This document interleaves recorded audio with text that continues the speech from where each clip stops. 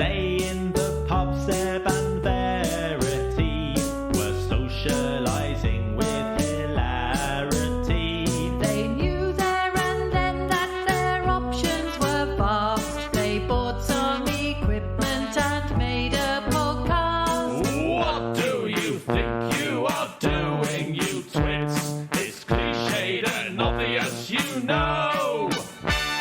If this doesn't work well, then we'll call it quits. But right now, just listen to our show. It's called Three in a Bar. We'll talk to musicians about their lives so far. Three in a bar. We hope that you like it, okay? Hooray! Hello, Hello, my name is Seb Philpott. and my name is Verity Simmons, and this is Three in a Bar. Well, hey, welcome along, listeners. And you join us here on this podcast where every week we chat to a different musical guest. We And do. It's all sorts of different people. But this week we've got a fantastic friend of mine and bass trombone player. In that order. Is that It how doesn't he say that put on his it? biography. Yeah. Yeah. The main thing about me is that I'm friends with Seb Philpott, who runs this great podcast with his friend Verity. His name is Dan West. Well, hey. Now, I've got a biography here Go on. from the Con Selma website, of which Dan is an artist, Lovely. which means nothing. I think it means he gets 10% off a trombone if he wants. Here we go. Here is the biography. Since moving to Leave London... it. This is the theme of this episode. Happened. You just froze for me. Oh, did I? Oh, blimey. Oh, yeah, it says How your internet ironic. connection is unstable. Oh my God. Well, I'll continue. Okay, go I'll on, continue go on. where I got to. Since moving to London in 2005, bass trombonist Dan West has established himself as a busy and versatile musician. Well done, Dan. Born in Canada, Dan studied at the University of North Texas and Royal Academy of Music before embarking on a career which has seen him work with all of the London's major orchestras. That's pretty good. That is really good. As well as many leading orchestras around the UK and Europe. Not very specific about those. I imagine it's not all of them. He has recorded for film and TV in things such as Dunkirk, Avengers Endgame, Dumbo, Justice League, Mission Impossible Fallout, The Crown. What? You must have heard of some of those guys. Yeah. He was in the production of Phantom of the Opera since 2015 until it sadly came to a close last year in 2020. He is a member of the chamber ensemble Septura, which are a very excellent 7-piece brass group. Yes. He is also in the, as he writes here, the powerhouse South London-based brass band Old Dirty Brasstards, which frequently performs the world's biggest pop hits to thousands of people at major festivals such as Glastonbury and in huge venues around the UK. Old Dirty Fantastic. Brasstards. I'm in that band too. Yeah. And so we chatted to Dan and what did we talk about? Everything. We did. We talked about everything. If you're listening on Monday, the 1st of March, Yeah. Well done. meteorologically, the first day of spring. Oh, hooray. If you're listening today and it's still before like the evening, Yeah. Septura have got a live stream gig from Wigmore Hall. So yes. stop this now. Stop this listening to this Yeah. and get on to that and check that out. It sounds like they're doing a great And, programme. Very exciting, very yeah. virtuosic. Listen up. Very virtuosic. Yeah. They're amazing. They're really good. Dan talks about preparing for this very concert in the start of the conversation. What else do we chat about in this, Verity? We chatted about life back in Calgary, his early days. We Yeah. talked about marching bands. We talked about the fear factor involved in some of those bands and other ones at Texas University. It sounded terrifying. We talked about his freelance career in London. We talked about Phantom. We reminisced about some amazing meals in between shows in the West End. Yes. And a little, I'm so focused. must put a bit of a warning in here. This episode is brought to you courtesy of a very unstable internet connection. So there's some really hilarious awkward silences, which I couldn't quite work out whether what he thought I just said was really lame or whether it was the internet. And I think maybe 50-50, don't know.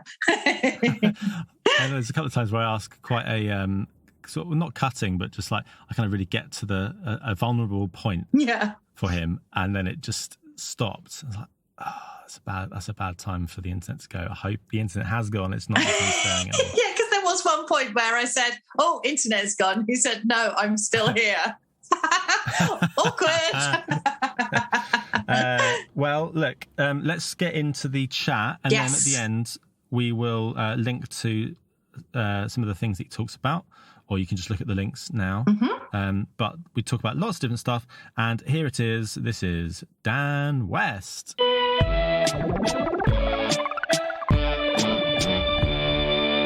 Dan, maybe you should do the countdown because you're warmed up. Okay, ready? 1, 2, 3, 4. It's the lag, isn't it? It's the lag. Well, Bloody let's say that, shall we? Something to do with the fact that I've been deeply unmusical for a long while.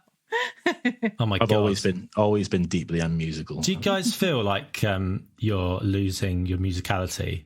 God, yeah. Yeah. I think it's impossible not to. Well, I mean, I kind of hope it's there, sort of dormant, like a sourdough starter you've left in the fridge. Oh, come on, there. it surely is. All those years, it's got to be. It's like riding a bicycle. I paid enough money to music colleges over the years that I would hope that it's stuck, all that knowledge. You'd hope so. Yeah, I hope so too. I guess we'll just find out at some point. I had to record something earlier for somebody, and all it said was, it had one instruction, just said, play it straight, which should be so easy for me because I'm slow. It's not like my swinging cello playing is renowned. But I just found that really stressful trying to just play some quavers straight because I was so scared that I'd been given a marking that I had to follow. It was awful. It took ages. Oh, God. Let's hope it comes back. That's a nightmare. You're going to swing everything from now on. Yeah. I'm a changed person. Verity's been doing purely jazz cello since last March. Yeah. I thought I'd have a project, It's a slow one. Yeah, everybody's got to have a little hobby. Yeah. Yeah. What have you been doing? Are you playing much? Are you practicing through this month?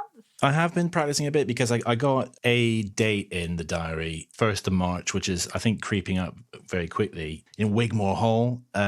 So it's a little live stream as well. So it ends up being like a little bit high pressure as you're sort of, welcome back to the professional world. And here is a live performance of Dan West breaking it. Viewable by 7 billion people. Yeah, because there will definitely be 7 people. 7 people. 7 people. 7 people streaming it. But yeah, so I've been practicing with. It's nice to have a little sort of a tiny little like goal on the horizon of something to practice towards. Yeah, but again, I have that fear. Like, will I remember what I'm supposed to do? I've had a couple of little patches of work here and there, so I've been able to kind of keep, they've been like keeping in touch. But yeah, it's not, that's good. I don't feel match fit. What are you playing? No. Is it high stress stuff as well, or can you wing it a little bit? No. I find everything to be high stress stuff. It's all high anxiety bass trombone playing for me. So no, it's a program. It's like this brass septet Septura that I'm a member of, and it's a program we've played a lot. It's Gershwin's American in Paris, kind of arranged for brass septet, so that's quite heavy going, And it's really fun, but it is a bit like it's like a roller coaster ride. Like you buy the ticket and then you're just on it and hope for the best. But it's really fun. But hopefully it's still fun. I don't know. We'll find out on Monday. Yeah. But a few other things. It's some French music as well. A bit of like Mother Goose and a couple of maybe Debussy preludes and some Gershwin preludes as well. But that sounds brilliant. It should be. It's a good program, and we toured it around the state. It's one of the last kind of things I did before the world ended last year, but we were in America for 3 weeks, so we should know the program hopefully. But Yeah, I'm still, I've been keeping my lip in shape a bit, but I still manage to procrastinate on meaningful practice on what I should be practicing. So I still find a way to procrastinate. But of course. Yeah, we'll get there. Is that the Septura? Is that the hardest thing you do you think? So that seems hard, that stuff. It is. Not that it sounds hard, but it is pretty difficult. It's hard for me because I put a lot of pressure on myself. Yeah. You do. Yeah, arranging everything for just 7 players, and they tend to they're arranging kind of bigger and bigger classical pieces, like they did the Nutcracker, for example, and I think the most difficult thing we did Swan Lake, which was absolutely ridiculous, for seven players of anything, let alone sometimes. If you let it, you'd feel like maybe there's a microscope on you, but then also, it's all, your own perception of it, isn't it? Yeah. Whether people are listening to it or not is also a big factor. But it can be quite difficult. Are you happy when it's over? Is that the best bit? It's a ride, it is like a roller coaster. It is like a adrenaline rush for sure. You definitely feel alive afterwards, that's for sure, and thirsty usually as well. Thirsty. Yeah. Have you got a plan then for after the Wigmore Hall gig? A drinking plan? No, I can't spare a thought for drinking these days. Oh, it won't be allowed. That's technically not work, is it? Yeah, it's not legal. Well, it depends if you're pretending to exercise at the same time. So if you're having like a fast walk and a drink, I think that's okay. Yeah, I hadn't thought of that. You can go for a jog. Yeah. Jog, have it in your backpack with a couple of straws. That's a good idea. It's fine. There's ways around these things. I need to buy one of those things, one of those like rucksacks with a drink in it. What do you call those things? It has a little straw. I know. Is there a name for that thing? It's the sort of runner has them. I tell you the kind of runner. They're the runners that on those big events say, "Thank you, Marshall." It's those sort of runners who have those backpacks with the straws, isn't it? I want one too. I've got one of them. I bet you have, Seb. Do you say thank you, Marshall? Of course I say thank you, Marshall. Good. Those guys, they're giving up their Saturday mornings. Yeah.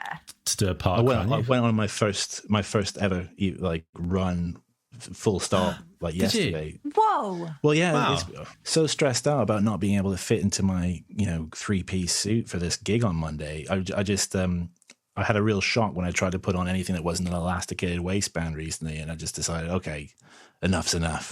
I'm going to do couch to 5K, and I've done one. So I'm on step 1 of 1, baby steps. Great. Hey, that is good. Yeah, that's really brilliant. Did you enjoy it? I did actually enjoy it, but actually my foot kind of hurts today, to be honest. But hopefully I can go for round 2 tomorrow. Yeah.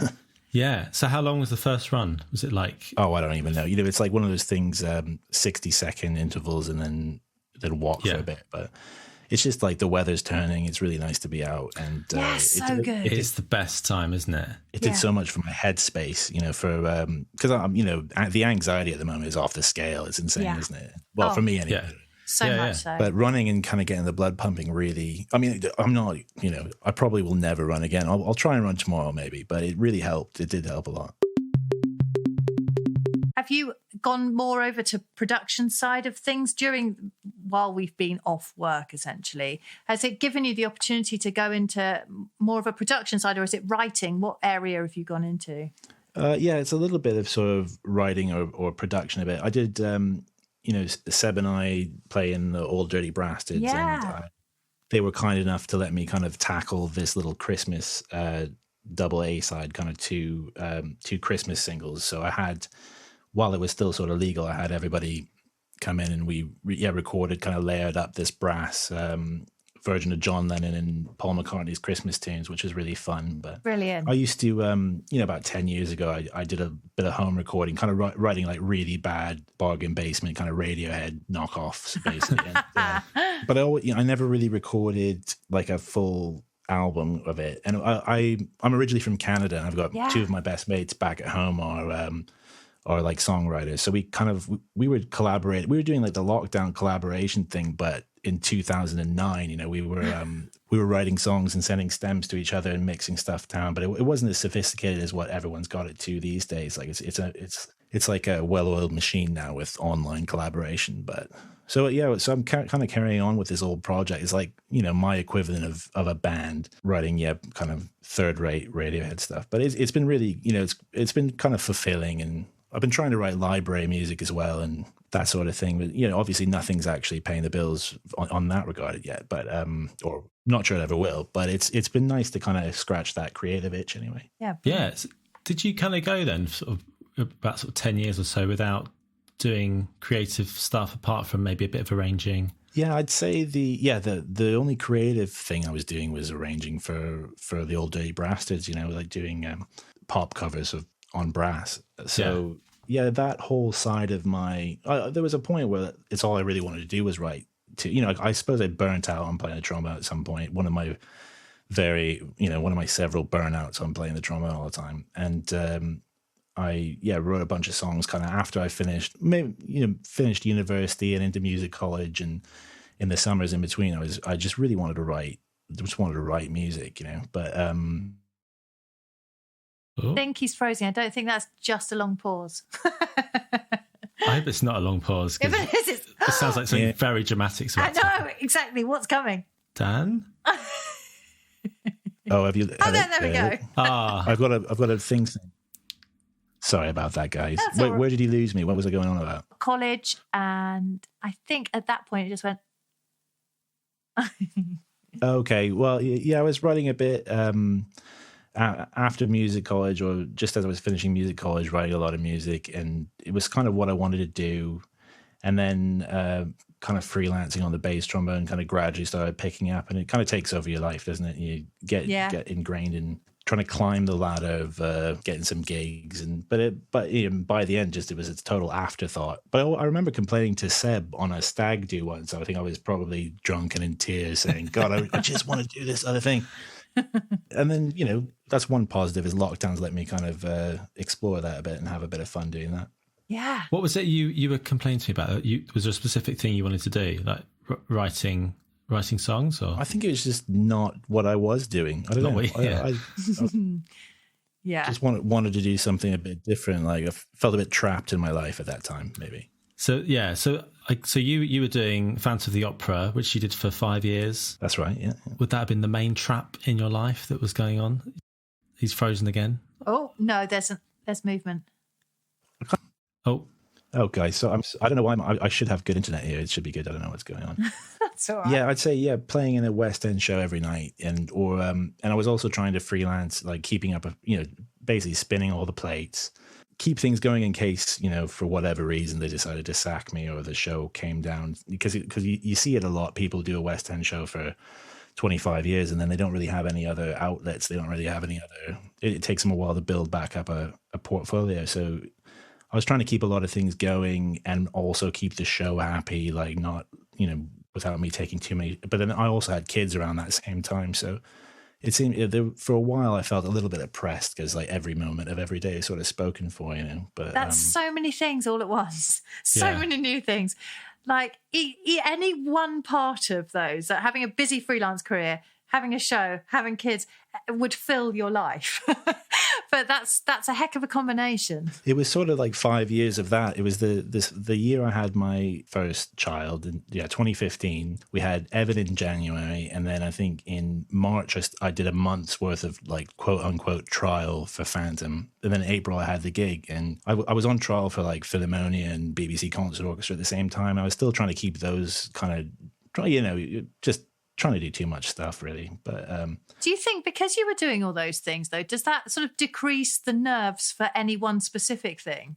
Do you think you played better on Phantom trial and then on other trials you were doing because you weren't worrying, maybe? Yeah, maybe. I mean, going into Phantom, those guys made me feel very comfortable. So, I mean, there's no surprise that was the job I ended up sticking with, was because they made me feel at home every time I went in there, and I definitely feel I play much better when I'm comfortable. I think we all play much better when we feel comfortable. I mean, maybe there are some people who like really thrive on adversity, but that's not me. Not me. I like a warm embrace. I like people to. Yes. I like them to be happy to see me. Yeah. I think that's fair enough. Which wasn't the case with some places I went. And having a show like having a kind of regular income it does take the pressure off then as well. Every time you go in somewhere, it's not like life or death. It's not putting food on your family's table. You think, oh well, if I split a note and they're really unhappy about it and they don't hire me, again. Well, I can go back to the show. The flip side is now a reality, like, so the Phantom's now kind of moved on from the orchestra they had, and so it's kind of going back out into the wider freelance world, and it does sort of feel like there's so little work going around that the little bits and bobs I do, it's impossible not to feel incredibly anxious about. But getting through it. Because that ended very abruptly, didn't it, Phantom? Like the whole thing. I mean, was it a shock? Well, I could kind of smell it coming because I am a massive cynic. I'm really a bit pessimistic, and I thought, what they're going to do? Because around the same time, they had just rehearsed this whole production, this touring production, which had a 14-piece orchestra in it, which is about half the size of the West End band. And alarm bells. But they, with their other tours, they just kind of froze them. And then for the Phantom tour, they just cancelled it. They said, these dates will never happen. It's not going to happen. I thought, well, that's interesting. And then, they kind of sacked us all in June over a Zoom call of 140 person company. Oh my God. Well, sacked us is maybe the wrong word, but they relieved us of our contractual obligations. And then there were like 150 people on a Zoom call. 140 something. 140, and someone just told you, and then what did they just like leave the conversation and let you just fight it out? He's frozen at that exact moment again. I mean, I can hear you guys. Hello. Hello.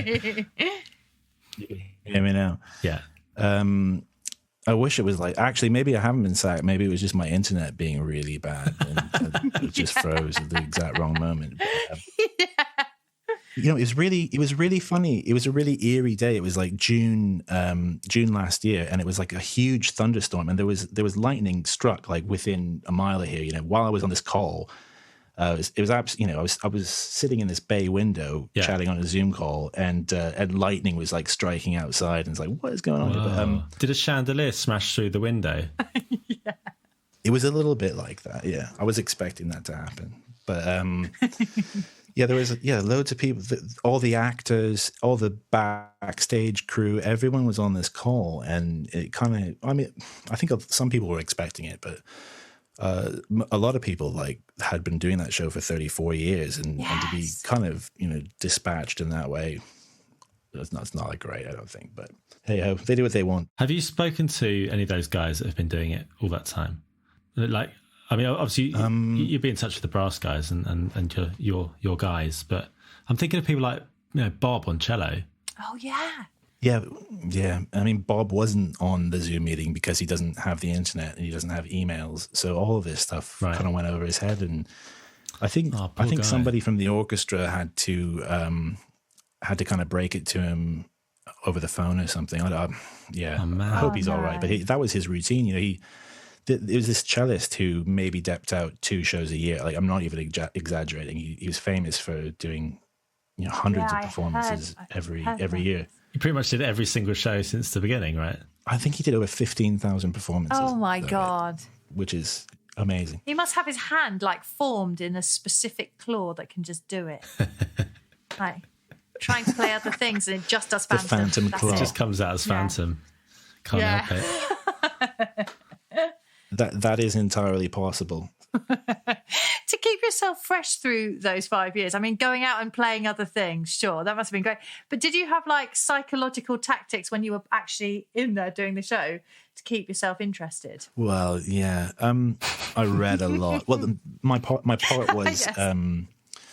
my part was great. It was, you get the tune every so often, which for a bass trombonist isn't all that often, but you get the tune in a big kind of orchestral tutti bit, which was awesome. But then you'd also have 5 minutes off, and I just read everything I could, and it was great. I loved it. It was that kept me fairly interested. And obviously, being in the West End on a matinee day, there's a lot of places you can go for tea, and a lot of people you can meet up with.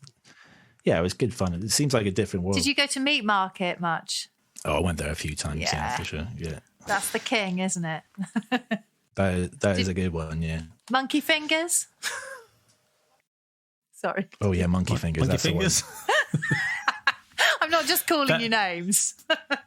Hey, monkey fingers. Verity and I really bonded over monkey fingers when we did Funny Girl. Yeah, I remember eating them at like 7:28. They are amazing. I probably shouldn't say this, actually, should I? But I remember running down the road at 7:28 with monkey fingers in my hands. They were so good. So good. To have a blue cheese dip. Where was your favourite place? Because I imagine they're closed now too.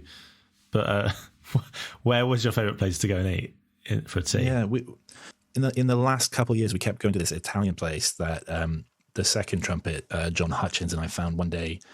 We were doing some work with ECO or something, and we had obviously we're both on the show in the evening, so we kind of journeyed in through town. I think we walked from Camden down to the show, and we just ended up finding this old this little Italian that looked sort of like it was family run with little trestle tables and all that. And that ended up maybe for the last 2 years we'd go there every other tea time, and they looked after us. They gave us we kind of had a little special deal going on. And Nice. Where is this place? It's called Il Conte. Il Conte. Oh yeah. It's behind Piccadilly.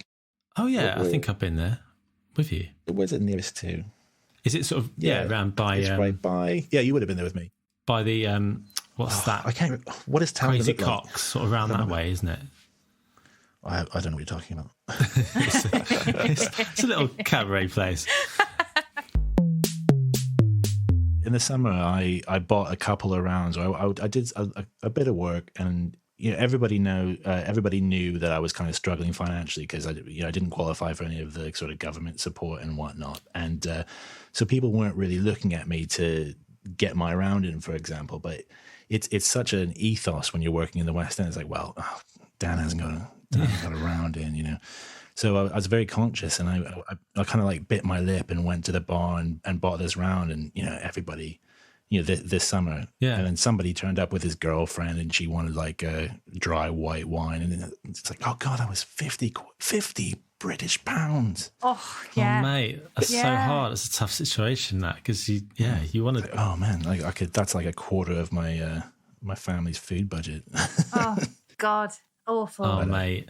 But things have changed. Things have massively changed. I'm gonna have to, really, look after the finances for a few years to make up for this. Yeah. I mean, I'm so sorry to hear you in that awful, massive excluded bracket. It's just absolutely horrendous. And has there been no kind of help for you guys? Not really. I mean, I got, I was lucky enough to have to self-isolate at some point in January for a week. So they paid me 500 quid for that, which, had to jump through a few hoops. And I think we qualify for universal credit. But if you do any work, basically, if you do a couple of gigs, it more or less knocks you completely off it. So, but it's handy for like, January and February have been, very quiet. But so we'll actually qualify for like a small payment, but it doesn't cover the mortgage or anything. But I wouldn't expect the state to be subsidizing my life or anything. But it's not like I'm living like a king out here. No, it's just that it's so close. It's the unfairness of the fact that it's such a fine line between whether you are or aren't able to claim. I just think it's rubbish that so many. We've all been lucky enough to get some, but Yeah, it's been the source of a lot of grief for me. So I could easily end up going on a kind of like 25-minute rant against the Chancellor of the Exchequer or something. But I think I'll avoid that. I think I'm kind of just over it. I've just accepted that I've been shafted. Yeah. And gonna move on with my life. And hopefully kind of survive and get through it despite their best efforts to. I don't know. It does feel a little bit like being like oppressed, but hey, whatever. Yeah, I guess like for this whole year as well, and despite having like all of us, the whole industry disappear and all that, and the uncertainty and the anxiety that comes from that. But on top of that, you've also been fighting to try and raise awareness, or just writing to MPs or writing stuff on Twitter and just. Every day, pretty much, I've seen you've been writing stuff and trying to change the situation, but sadly, no avail. So that must be pretty exhausting. Well, I feel I'm not the kind of person who I don't really want to put my neck out and be whinging in a public forum all the time. It's not my style to do that. I hate doing that. But I feel like I've had to just do my bit to try and raise a bit of awareness because Dan, this is very strange. Oh, hello. I've got pretty high. I don't know what's going on. I've got. It's saying that my internet connection is unstable, and I've normally got great Wi-Fi. I don't know what it is. Oh, mate, I know the feeling. It just. I apologize. Yeah, no. It's just life now, isn't it? That's what it's like. They'll say it is good, but just say it's unstable. Yeah, exactly. Who knows? Don't know how it works. I tried to teach a cello lesson the other day where I literally couldn't see the child moving for the entire lesson. I could just hear roughly what they were playing. In many ways, it was an advantage. But It's difficult to teach people kind of rhythm and tempo because you could speed up really quickly. No. Yeah, that's right. It's so true. Yeah, I've only taught a couple of lessons on Zoom, and yeah, that was the experience. I was making a comment about trying to keep a steady tempo, and I realized, it's just because of the broadband. They're actually great. They sound great. Yeah, I think the precursor to any comment has to be, it could just be Zoom, but... Yeah, that's right. Oh, it's awful. Where were we? It's quite a depressing conversation, wasn't it, about people selling their homes and that. Yeah. Oh, yeah. So maybe we should skim back to Canada. Can't we? Yeah, let's go. Yeah, let's I'd go love back to in talk time. about. I'd love to hear about your beginnings, Dan, and what life was like for a young, plucky Canadian boy in Calgary. Yeah, it was cold. Really cold in the winter, and How cold we're talking? it could get really cold, like minus. I've seen minus 40, but Whoa. I've got minus 32 kind of fresh on the memory. One time I went back and it, you think you're prepared for it and it just cuts through all your winter clothes and your coat and everything. It's like a dry cold too. So it's in some ways it's not as bad as if it gets really cold here. It's for some reason, I think a lower temperature there you can put up with a little bit more, but you wouldn't want to be out in the elements for very long, I don't think. What was the music scene like in Calgary? So I kind of came up playing classical guitar. Well, John Williams, like that footstool kind of and all. Yeah, like played footstool, bit of long bop. fingernails. Yeah, exactly. That's what I do. Keep my fingernails very long for sort of if I ever need to do any sort of finger picking on my acoustic guitar or something. Yeah. And then about 12, 13 in year 7, so in what is junior high school, most Canadian kind of state schools, which is where I went, they all have like a wind band program. So it's all, band geeks, that sort of thing, American Pie, all that. It's Was it marching band or were you sat down? That was sat down, but my high school I went to, so from year 10, was one of the only schools that had a marching band. So I spent a whole kind of autumn in Calgary, which is cold, like marching around this sort of horse jumping field with a marching tuba and with a mouthpiece frozen to my lips kind of thing. Like it's it feels like fiction to me to think back to that. It's like so far removed from anything I do now. Is it hard to jump over a hedge with playing a euphonium? I would love to see that. It was hard for me. It's hard for me to do that. Do the steeplechase. Yeah, Others clearing a found it very water easy. jump. You had to mark time wherever you ended up. It's a How does that work? different Because culture kind of thing. I'm but- fascinated by that because you see these videos of, I guess it's predominantly American bands doing marching bands rather than Canadian, would you say? There's huge numbers of people and much more people playing brass instruments than you would get here. They've just got a culture for it, I guess. But I love how they managed to kind of wrangle all these people to learn enough to do it. And I guess it's more about the sort of choreography of it. So everyone looks like they're all doing the right thing. And there's an incredible noise. So like, I just wonder what is that like to be part of that? How do they teach you? Oh God, how do they even teach you that? Thinking back to it, you just get shouted at, like you march in time, Megaphone that sort of thing, and like play in 1, time. 2, 3, Yeah. left, right. Yeah, I think fear is the great motivator.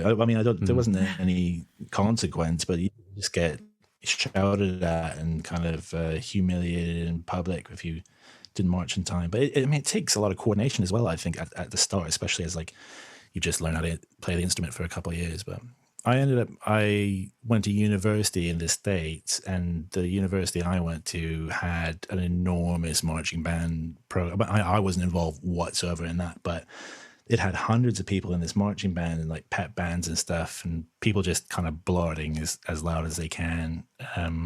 It's a different culture for sure. So you went from Calgary to Texas, didn't you? That's a hell of a change of scene.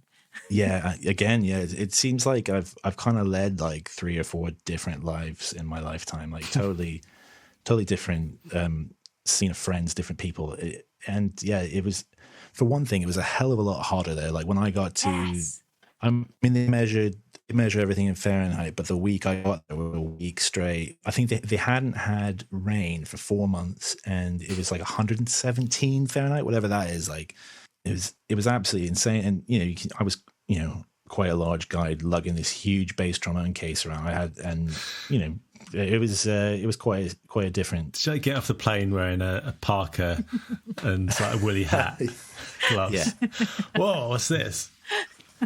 Yeah. If they ever made a kind of biographical movie about me, I hope that's the scene that would depict the whole thing.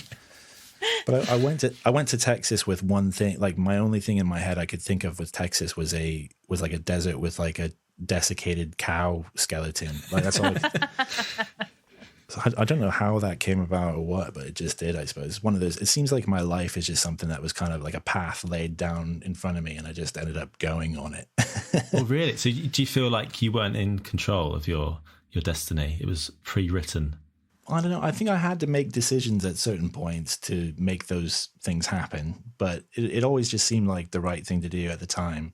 Yeah, because what brought you then over to the UK, having been to Texas? Well, the university I went to had like an enormous like music program. I think there were 70 trombone majors there, so 70, which is insane. Wow. Yeah. It had I don't know if it has anymore, but it had 9 big bands. It was the first university in the world that offered a jazz studies degree. People kind of flocked there to learn jazz and stuff. Well, obviously, I'm not a jazzer. I wish I was, but there was a really great trombone professor there, and his wife was kind of a specialist in helping brass players with kind of these neurological playing disorders like you get. And my teacher at the academy, Bob Hughes, who's possibly my biggest kind of hero bass trombone wise, like one of the best players ever, really. And he was in the LSO, and he got these playing problems, like he couldn't produce notes, and so he came over to get some help from my teacher's wife, and I got a couple of lessons off him while he was over, and it just sort of materialized. He thought I could or should come over and audition, or at least audition for the academy. And I nearly went to San Francisco Conservatory, but I ended up kind of deciding to go for a pretty drastic change of scene, I guess. Yeah. Oh wow. So if it hadn't been for Bob coming over to see her, then you probably wouldn't have gone. It wasn't on my radar as kind of anything to do until I met Bob. But right. The thing was, I was getting these lessons from Bob, who couldn't play at the time, and he wasn't playing maybe he was working on getting back to playing with Jan Kagarais, who's this kind of specialist in focal dystonia, which is this condition that Bob has or had. And but I have these lessons with Bob, and he wasn't playing, but the kind of wisdom and like the nuance musically he provided, like that he could impart. Like he just knew everything about every piece of music, every excerpt he played 100 times, and he was bringing out aspects musically that I had never heard before in my life. I just thought it was incredible. I thought I need to know more about it. I need to learn more. I am glad that I did. Yeah. So you came over specifically for him, really, and it wasn't like you weren't drawn to the London music scene or anything? No, not really. I mean, another factor was being Canadian. I could not work in the United States of America, and unless I got married to my girlfriend at the time. But I have Scottish ancestry, so my grandparents were born in Orkney, which is quite cool. And they moved to Canada. Well, my granddad moved to Canada when he was 1 or 2 or something. And then, so I knew if I could work in the UK on on this ancestry visa, and I had a kind of path to citizenship. So it seemed like a logical thing, but I didn't know what I was getting into. I didn't know like the viper's nest that was the London music scene. But Yeah. I just sort of dove in. It's probably the best way, actually, isn't it? Oh yeah, I think if I knew what I was getting myself into, I would have been terrified, I think. Ever since coming to London, I guess it's just been like a stepping onto a treadmill or something like that, just non-stop, really. Yeah, a meat grinder or something. I don't know. Yeah. Do you feel like you're a product? You're on the factory conveyor belt. What's the best analogy for like working in London? It's like being stretched in 100 directions simultaneously, maybe. Or, Yeah, it's on the rack. You're on the rack. Or the rack. Yeah. Yeah, or with one of those lasers just going between your genitals. yeah, and there's a newer, improved version of you, like in the packet right next to you, that they're just happy to put on the slab, like as soon as you've been worn out. Yes. Spat in the bin. Yeah. That's maybe a bit cynical, but Wow, you know. But so you went to the Royal Academy, and did you just learn with Bob? Did you learn with other teachers? I got lessons off Ian Bousfield and Dennis Wick as well, which for me, like, I knew about Ian since I was in Canada, actually. Ian Bousfield was the principal trombonist of the LSO, and then he went to the Vienna Philharmonic Orchestra, and he's one of the only kind of really successful trombone soloists, and kind of historically is kind of difficult. There's only been a handful of people who have really made a living or made their name as like a trombone soloist, and Ian was one of those, and he came through Calgary before I was playing trombone, but all of the kind of older kids I knew in Canada who played trombone had this poster of Ian. And they pronounce his name Boosfield, because that's what we do in Canada, is we pronounce people's names incorrectly. I thought that was just a joke. Do you actually do that? No, they call them Boosfield. So I thought his name was Ian Boosfield or something. And but this poster is legendary. He's got, it's for a Yamaha, and he's got this huge mullet and a massive mustache. So I ended up meeting him when I went to Texas, and he did like this kind of show-stopping hour and a half, 2 hour nonstop recital, all from memory, to this like 700 people in this Texan music college, and it's still to this day, it's like the most impressive thing I've ever witnessed on the trombone, and I was completely starstruck. And so yeah, I got to go to the academy and study with this guy. He was always one of my heroes, and yeah, so I had a fair few lessons off him, and Dennis Wick as well, who literally wrote the book on the trombone, like trombone technique. And I think one of my final projects in university was sort of like a 2,000 word summary of this book, of Dennis Wick's book on trombone. So then I got to study a little bit with him, which was pretty cool. So I mean, the academy is an amazing place. You get all these superstars there, isn't it? Yeah. Do you remember things? Sorry, go on. So I was going to say, please tell me that you grew a mullet and had a moustache to emulate your hero. It was, to be honest, like anyone who knows me from back then, it wasn't far off. I had like Good. I kind of had Kurt Cobain locks. I had a bit of a bob, and then I grew this monster kind of beard. So I was pretty hairy for a while. Yeah, in my academy days. Yeah, I've seen photos from that era. It's before I knew you, but yeah, I kind of wish it was before anybody knew me. But, I think I might have overdid it though, because now it's like my hair is really suffering. I think I strained my hair back then. I grew it too long. Too much I went pressure. too far. you tested out the follicles too much. Yeah. I just went too far, and now it's gone. Are there any things that you remember from your time at Academy that was like a light bulb moment, like that spoke to you and just cut through all that? Oh God, I don't know. You could say no. None. As you can tell, I don't think I've had that many light bulb moments in my life. Really. I think I wonder if I did. I can remember like specific little moments, like little snippets of wisdom that popped up that might maybe change the way I approach things. But I think by the time I went to the academy, I was like 23 or 20. No, 20, 21, 22. So I'd done, in Texas, I did 5 years. So I was playing in this big band, which we tour like the world there, and I wanted to do like an extra year in the big band, so I just kind of tagged on for an extra year of university. So I did 5 years down in Texas. So I was a bit kind of older and over seasoned by the time I got to the academy. What's that big band called? It's called the 1 O'Clock Lab Band. Oh, okay. And, it's pretty intense. Like I like to think that whoever wrote that movie Whiplash probably had some knowledge of the North Texas music scene. Oh, really? Did you have a nightmare leader? Well, he's just very intense. Is this band leader called Neil Slater, and he was a composer, and he was like a New York hard edge jazz guy. And he's really edgy, dark jazz, you know. Yeah, it was a pretty intense experience. It was amazing. It was amazing, but you couldn't make mistakes. Like you just could not make a mistake. It was not, you know. And if you did, you'd get, you know, chastised by your colleagues and made fun of behind your back and stuff. So it was a really intense kind of time. It sounds like a college movie right there. Like there's a movie to make made out of that whole experience. Yeah, I mean, it was cool. I mean, we went to Thailand. We were a gift to play to the King of Thailand. We went to like his summer palace, and wowzers, it's pretty wild. And because he was so the previous King of Thailand, like Bhumi Bol, I think it's called. I can't remember the previous King of Thailand. He only died a few years back.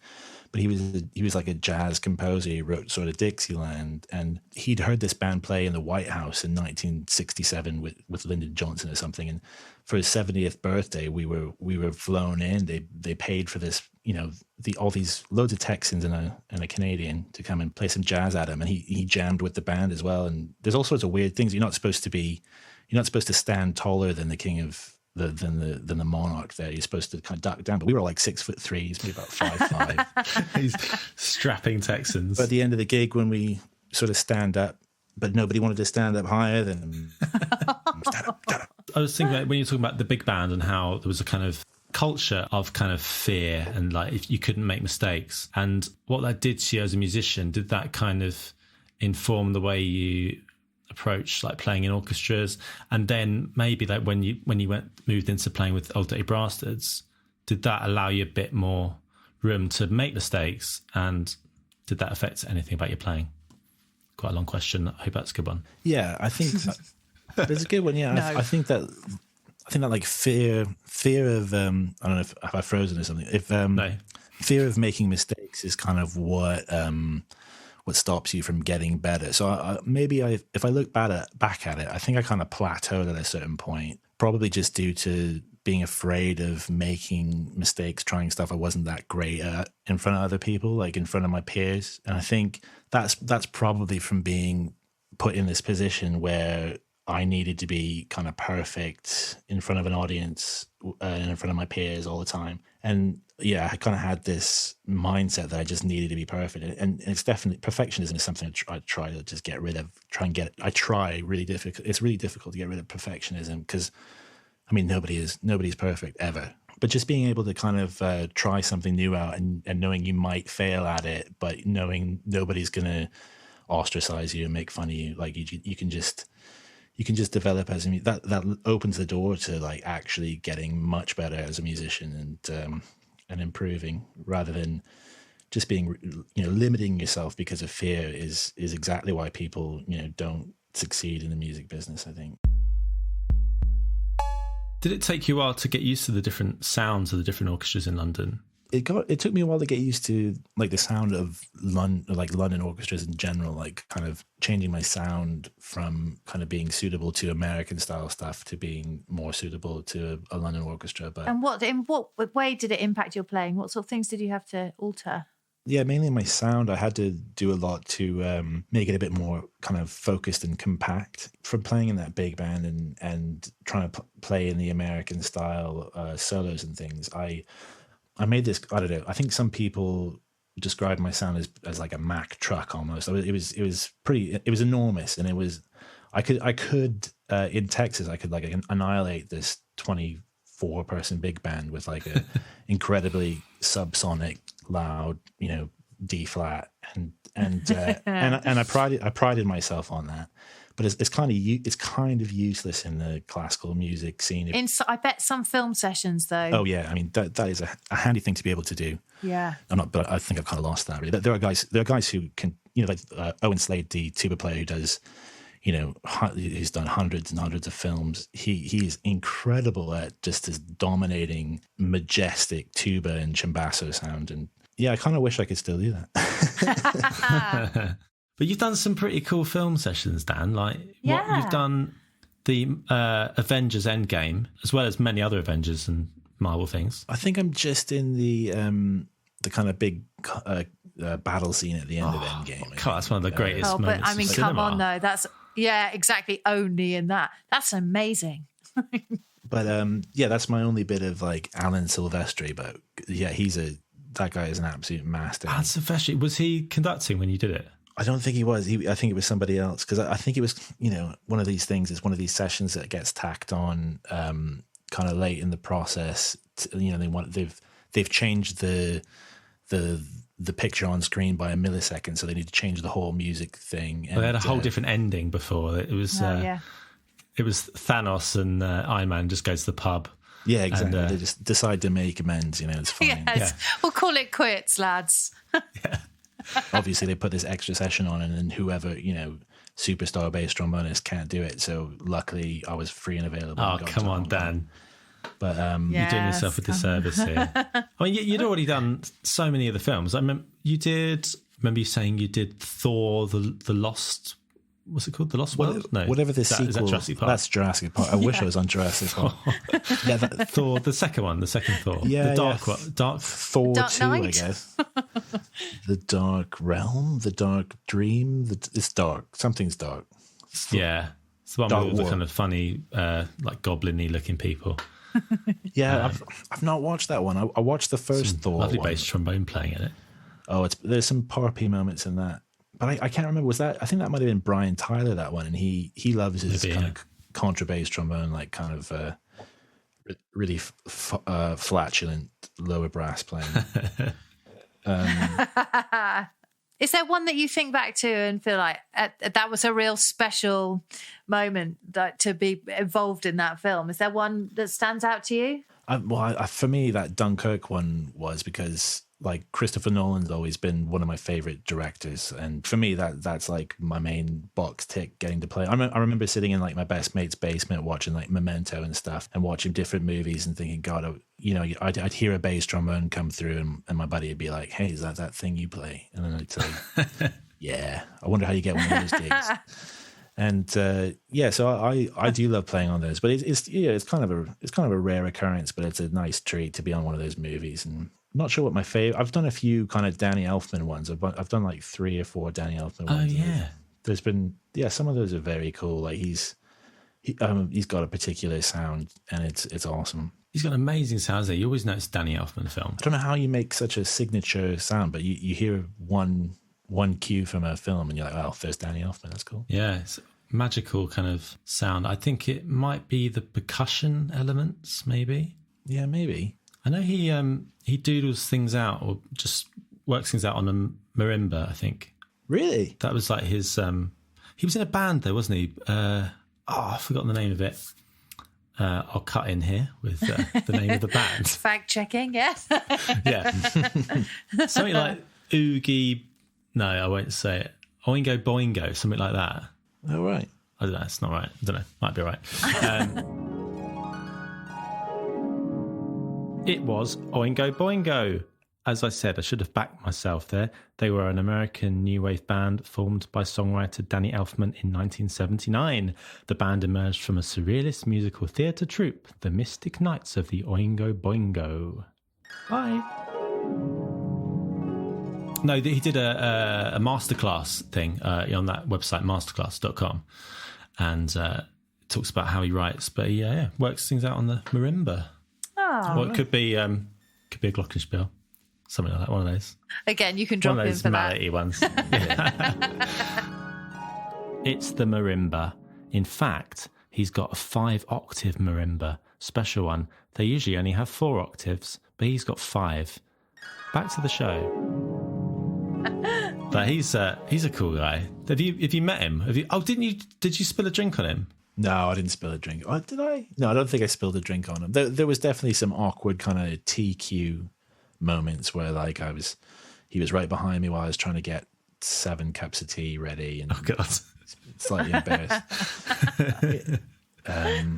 I've seen Tim Burton kind of storm out of the control booth, trying to get a hold of his cinematographer to change the picture by like about a millisecond. And it was, I was actually like, I was finished my cue, waiting to go back in, and I was just doing a bit of Brasstards arranging. I was sat there trying to arrange this Arctic Monkeys tune, and like Tim Burton comes flying out. Like, wow, this is interesting. I should try and remember this if I'm ever on a podcast. Well, talking about Old Dirty Brasstards, I'd like to talk a bit about that, because that's been a big part of our lives, isn't it? And have you enjoyed that bit of your life? Yeah. I think the internet's frozen at that exact moment. Did it? Did I freeze? Your face is frozen, like half open. Did you enjoy it? You froze for me, but yeah, that's the thing. When I freeze for you guys definitely freeze for me. It's pretty funny. All right, let's see. Brasstards has been so much fun. It's been the most fun. Yeah. Do you find that gives you a bit of space to grow, make mistakes, and just be? It's nice to be around your mates, I guess, isn't it? Yeah, it's definitely the best. I mean, it's nice to just to be accepted, or relatively accepted, and to just kind of be yourself. And it is like a tight knit group, and I think it's been solidified through this lockdown too, because it's like it's like a second family really, and it's just a lot. It's a lot of fun, isn't it? It's the I don't know. I find kind of playing those, like it's the only place really where I get to play like my own arrangements and my friends' arrangements. Well, in Septura I get to play my friends' arrangements, which is always great and fulfilling. But to play your own, and as much as I love classical music, and it's been a way of life for me, my true love is still kind of like pop music. So I love playing kind of. We did this whole album of Arctic Monkeys music, the album from top to bottom, and I think that's kind of one of my musical highlights in my life, is playing that in Sheffield, and to like a couple thousand people. Like, well, how many people did we play it for? And in Manchester as well, like playing Oasis's debut album top to bottom on the 25th anniversary of it coming out or something, and it was a real buzz doing that. I love doing that. That's what I really hope we get to go back and do. I hope that we can ram a club full of too many people, like 2,000 people, really drunk, and play some music that they love.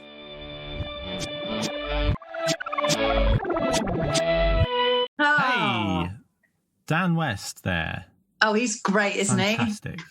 So good. Great. Even when the internet tried to scupper us, we still managed to get loads of good stuff out of him, didn't we? He was great. We did. Dan's excellent. He's such a good musician.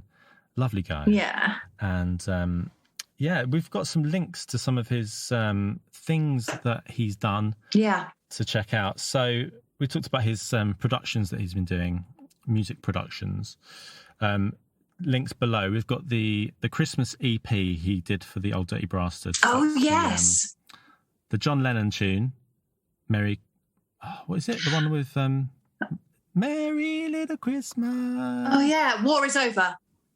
That one. That one, yeah. And then we've got the Paul McCartney one. Dun, dun, dun, dun, dun, dun.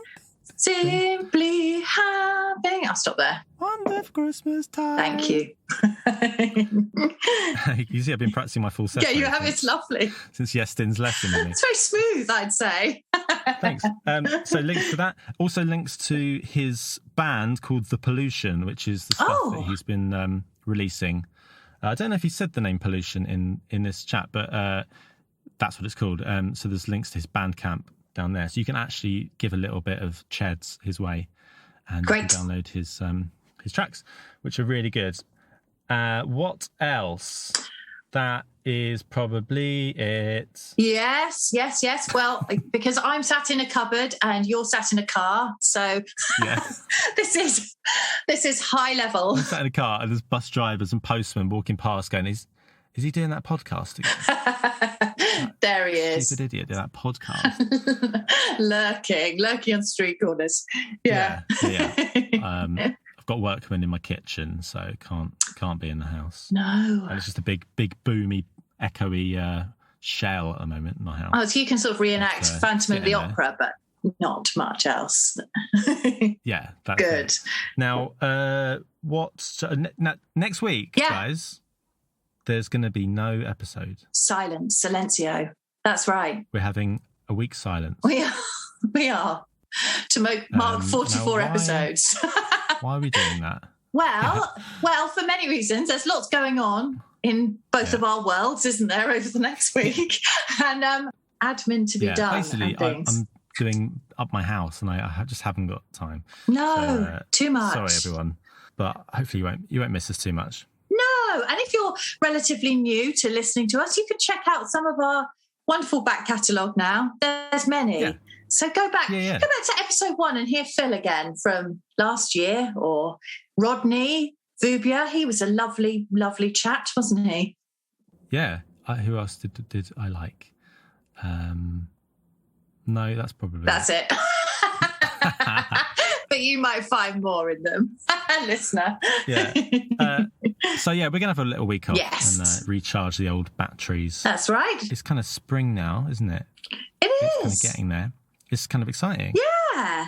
Positivity and hope on the horizon, I'd say. Yeah. Yeah. And anything else you want to add, Verity?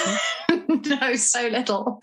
I mean, it's early-ish in the morning on Monday, and I've got a few words. Everyone will be pleased to know. Good. Oh, that's good. How about you, Seb? Anything you'd like to add? Yeah. No, not really. No. I'm just, I just hope everyone's all right. Yeah. And all that. Yes. And thanks for listening to the show. And if you want to join our Patreon, we have more of Dan West. We've got like another sort of 30, 40 minutes or so of stuff. So there's extra content of Dan if you enjoyed his dulcet tone. And there's other people on there, other episodes, and other rewards if you join the Patreon. If you don't want to do that, which is fine, you can just tell a friend. Yes. Share the episode, tweet about it. That kind of thing would be fantastic. Help us get some more listeners. Hurrah! But we like you listener as well. You're our favourites. Yeah. We're not just trying to get new ones. No. We like you too.